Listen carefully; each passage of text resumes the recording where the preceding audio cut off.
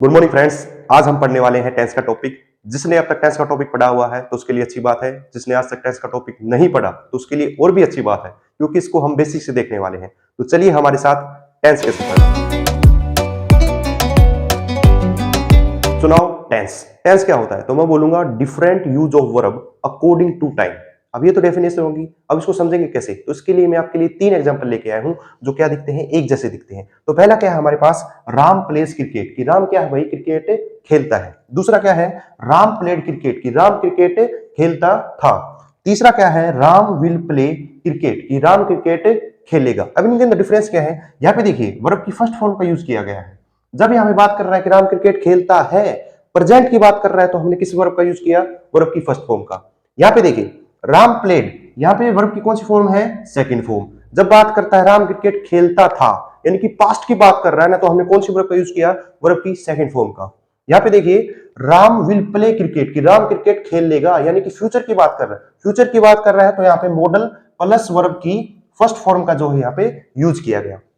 तो अब यहाँ पे देख रहे हैं कि जब जैसे जैसे हमारा टाइम चेंज हो रहा है तो हमने वर्ब का भी क्या किया है? डिफरेंट यूज किया है। जैसे यहाँ पे प्रेजेंट की बात थी तो हमने वर्ब की फर्स्ट फॉर्म का यूज किया। यहाँ पे पास्ट की बात थी तो हमने वर्ब की सेकंड फॉर्म का यूज किया। और यहाँ पे जो है फ्यूचर की बात थी तो हमने डिफरेंट जो है वर्ब का यूज किया। तो यहाँ से आपको पता चला कि जब हमारे पास टाइम अलग होता है ना, तो हम वर्ब का भी जो है क्या करते हैं? अलग अलग इस्तेमाल करते हैं। और इसी चीज को ही क्या बोलते हैं?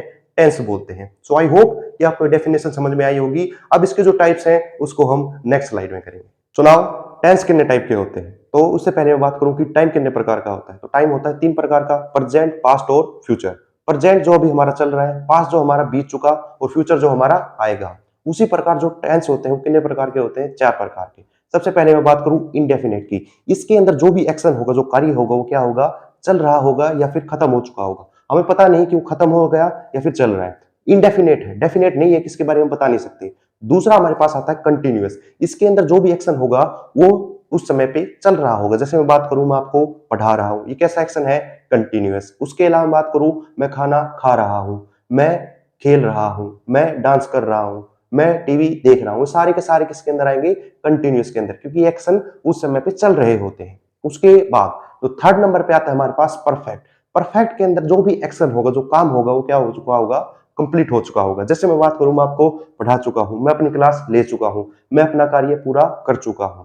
उसके बाद हमारे पास आता है परफेक्ट कंटिन्यूअस। इसके अंदर देखिए 2 वर्ड है, परफेक्ट और कंटिन्यूअस। यानी कि हमको पता चला कि इसके अंदर कुछ जो कार्य होगा, जो एक्शन होगा, वो परफेक्ट भी होगा और क्या होगा? कंटिन्यूअस। यानी कि कुछ उसका पार्ट कैसा होगा?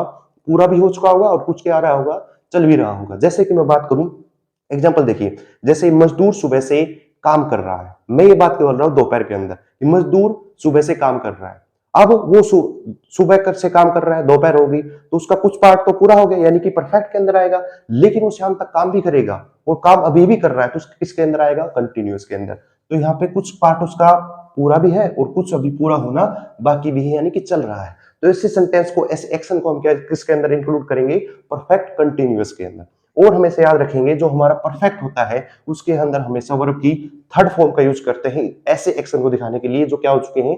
कंप्लीट हो चुके हैं। और जो अभी हाल फिलहाल में चल रहे होंगे, जो कंटिन्यूअस होंगे, जिस समय पे उसकी बात कर रहे हैं उस समय पे वो चल रहे होंगे, तो उसके लिए हम वर्ब की फर्स्ट फॉर्म के साथ आईएनजी का प्रयोग करते हैं। अब हम इन टाइप ऑफ टेंसेस को रखेंगे टाइम के साथ। सबसे पहले लेते हैं प्रेजेंट को। तो जब प्रेजेंट को हम फर्स्ट हमारे टाइप ऑफ टेंस के साथ लेंगे इंडेफिनेट के साथ, तो बनेगा प्रेजेंट इंडेफिनेट टेंस। दूसरा हमारे पास होता है कंटिन्यूअस। तो प्रेजेंट को जब कंटिन्यूअस के साथ रखेंगे तो बनेगा प्रेजेंट कंटिन्यूअस टेंस। तीसरा जब हम परफेक्ट के साथ रखेंगे तो बनेगा हमारे पास प्रेजेंट परफेक्ट टेंस।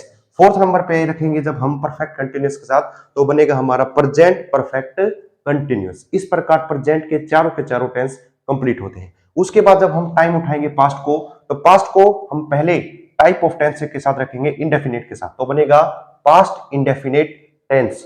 दूसरा पास्ट कंटिन्यूअस टेंस। तीसरा past perfect tense. Fourth number पे पास्ट परफेक्ट कंटिन्यूअस। ये चारों के चारों पास्ट के भी कंप्लीट हो गए।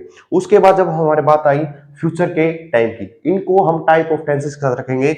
सबसे पहले बनेगा फ्यूचर इंडेफिनिट टेंस, दूसरा बनेगा फ्यूचर कंटिन्यूअस टेंस, और तीसरा बनेगा फ्यूचर परफेक्ट टेंस, और फोर्थ नंबर पे फ्यूचर परफेक्ट कंटिन्यूअस। इस प्रकार देखिए, ये मेरे पास 3 टाइम होते हैं और 4 मेरे पास टाइप होते हैं टेंस के, और जब इन दोनों को मल्टीप्लाई करेंगे तो मेरे पास आता है 12।